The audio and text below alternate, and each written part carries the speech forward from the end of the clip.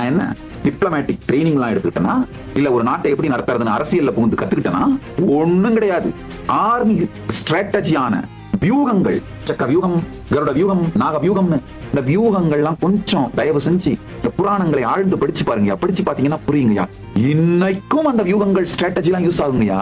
குறைந்த நபர்களை வைத்துக் கொண்டு மோஸ்ட் ப்ரொடக்டிவா நம்ம மிஷனை அச்சீவ் பண்ற அந்த நாலேஜ், என்ன நாலேஜ் கைலாசாவே புராண அறிவின், புராணங்களில் சொல்லப்பட்டிருக்கின்ற அறிவின் வெற்றிங்கயா.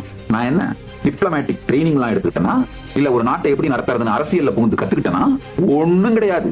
திருவண்ணாமலையில நீங்க எல்லாம் கமெண்ட்ல போடுற மாதிரி தர டிக்கெட்ல கோயில்ல பிச்சை எடுத்து சாப்பிட்டுக்கிட்டு இந்த புராணங்களை கேட்ட ஒரு சாதாரண சாமியாருங்க. அவ்வளவுதாங்கய்யா. அண்ணாமலையார் அருள் கிடைச்சிருச்சு.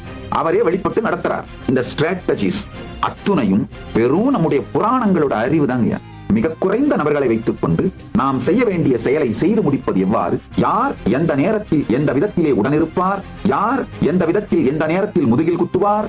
இப்போ உண்மையை வெளிப்படையா சொல்றேங்க. யார் என்னுடைய எதிரின்னு நான் தாங்க தேர்ந்தெடுப்பேன். அதுதான் சுதந்திரம். யார் என்னுடைய நண்பன் என்றும் யார் என்னுடைய எதிரி என்றும் நான் தான் தேர்ந்தெடுப்பேன். இவன் கட்டாயம் தோத்து போறவன், இவனால ஒண்ணுத்திலையும் வெற்றி அடைய முடியாது அப்படிங்கிறவன் மட்டும்தான் என்னுடைய எதிரியா உருவாக்குவேன். ஏன்னா எதிரிகள் உருவாகாமல் எந்த பெரிய விஷயமும் நடக்காது. அவனும் நினைச்சிட்டு இருப்பான், ரொம்ப ஆஹா இவரை என்ன பண்றான் பாரு. இது மொத்தமும் புராண அறிவு.